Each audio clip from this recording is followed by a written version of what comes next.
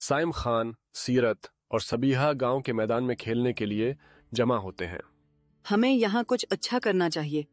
सीरत जोश से कहती है, क्यों ना हम एक खूबसूरत बाग लगाएं? सबीहा तजवीज देती है और सब इस ख्याल से खुश हो जाते हैं। जबरदस्त, हम सब मिलकर काम करेंगे।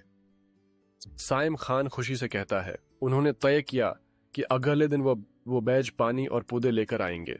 सीरत जमीन खोदने में मदद करती है, सबीहा बेज लगाती है और साइम खान पौधों को पानी देता है। वो सब मिलकर मेहनत करते हैं, पसीने में शराबूर हो जाते हैं, मगर उनके चेहरों पर खुशी नुमायां होती है। देखो, हमारे बाग में कितने खूबसूरत फूल खुल गए हैं। सीरत खुशी से कहती है। गांव के लोग भी वहां आते हैं और उनकी मेहनत की तारीफ करते हैं। हमने सिर्फ एक बाग नहीं लगाया, हमने कुदरत से मोहब्बत करना सीखा है।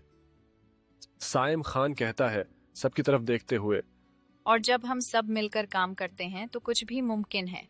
सबीहा मुस्कुराकर कहती है, अब वो बाग ना सिर्फ उनका खेलने की जगह है, बल्कि पूरे गांव के लिए ताज़ा हुआ और खूबसूरती का तहफा भी है। उनकी दोस्ती और मेहनत की मिसाल गांव के हर फर्द के लिए एक सबक बन चुकी है।